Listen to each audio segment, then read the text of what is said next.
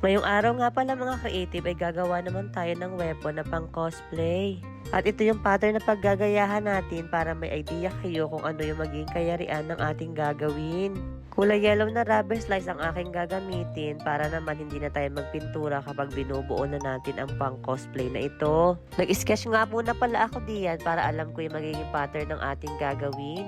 Importante talaga mga creative na mag-i-sketch muna tayo para hindi tayo nagkakamali lalong-lalo na kapag gugupitin na natin yung mga pattern na ito. Pagkatapos ko mag-sketch ay ginupit ko na rin ito para naman ito yung magiging initial pattern natin para dito sa ating gagawing armor. Kailangan talaga palawakin natin ang ating imahinasyon lalong-lalo na kapag gumagawa ng ganitong klaseng bagay. Lilinisin muna pala natin yung bawat gilid nitong ating ginupit. Pagka-pattern nga natin diyan ay ititrace naman natin ito at gagawa tayo ng mga 4 na piraso nito dahil magkabilanan nga yung ating gagawing ganitong size. Pagka-trace natin diyan ay gugupitin natin muli para naman makagawa tayo ng panibago nating pattern sa mga susunod nating design. Pagkatapos nating magawa iyan ay gagawa naman tayo ng panibagong design at i-sketch natin ulit ito dito sa kulay dilaw na rubber slice. At kung mapapansin nyo mga creative ay medyo kakaiba yung design ng ginawa nating sketch dito dahil medyo may arte at medyo may pa-curve yung ginawa natin sa mga padulo nitong ating dinodrawing. At pagka-pattern nga natin diyan ay gugupitin ulit natin ito at ititrace natin muli para makabuo ulit tayo ng 2 piraso naman ito. Paulit-ulitin lamang natin mga creative yung proseso depende sa design na pinaggagayahan natin. At natapos na nga natin gupitin mga creative yung mga pattern natin at syempre ipipwesto na natin ito dito sa ating gawaan para naman ma-3D na natin ito. Pag gumagawa nga ako ng 3D mga creative ay itong gunting ang ginagamit kong pang trace dito sa pinakang gitna para maitupi natin siya. Kailangan mga creative yung gagawin nating 3D ay magkatapatan or magka-partner para mas magandang tingnan yung ating gagawin. Pagkaguhit nga natin ng gunting dun sa pinakang gitna niya, itutupi naman natin ito at pagkatapos niyan ay istiklo naman natin yung gitna at iintayin nating matuyo ito para mag-steady siya. Ito ang pinakamabilis na paraan mga creative para maging 3D itong ginagawa nating pattern sa rubber slice. At pag nagawa na natin mga creative iyan ay ganito na magiging itsura niya. O diba napakagandang tingnan at magka-partner pa yung nagawa natin. At pagkatapos niyan mga creative ay itong mga part na pattern na ginawa natin na medyo mahaba ay iti-3D din natin. Parehong proseso lamang ulit mga creative ang pagti-3D nito.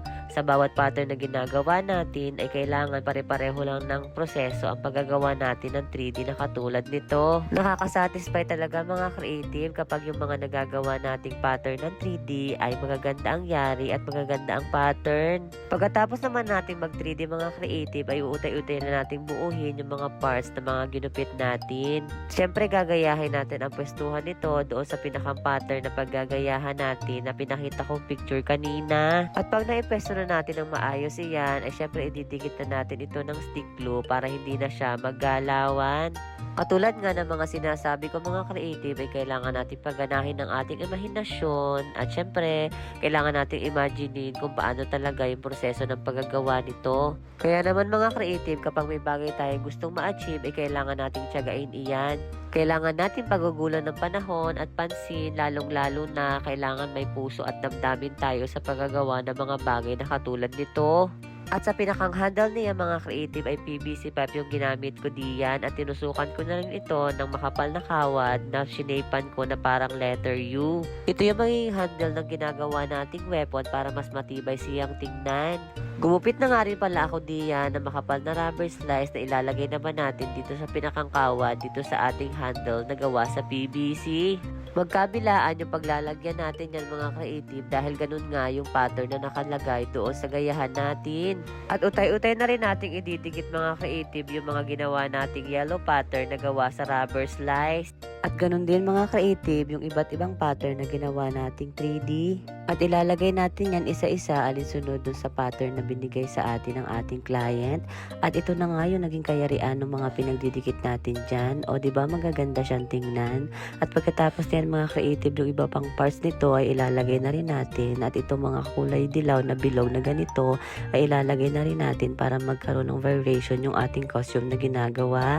Malapit-lapit na nga matapos itong ginagawa natin mga creative, kaya konting sikap lang at tiyaga para mabuo natin ng maayos itong costume na ginagawa natin.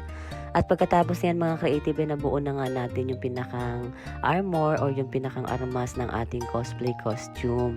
At syempre hindi pa dyan natatapos, lalagyan na natin ng pintura na katulad nga dun sa design na pinaggagayahan natin. Konting tiyaga lang ulit sa pagpipintura ng ganito. At ang ginamit ko dyan mga creative ay acrylic paint lamang para medyo mura-mura yung ating material na gagamitin. At dito naman sa part na pababa ay kulay black na color naman ang ating ilalagay para maging kompleto na itong armas na ginagawa natin. O diba mga creative, super so good, maganda yung ating nagawa, pero hindi pa dyan natapos iyan dahil lalagyan pa natin yan ng mga design pa at syempre lalagyan natin yan ng ilaw para mas attractive siyang tingnan at napakaganda niyang tingnan.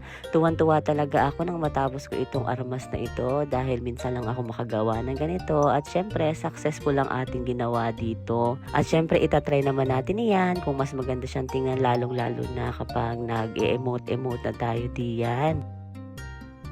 At kung nagustuhan nyo po ang ating video ay huwag nyo pong kalimutang i-share at i-follow. See you sa aking mga next videos mga creative. Bye!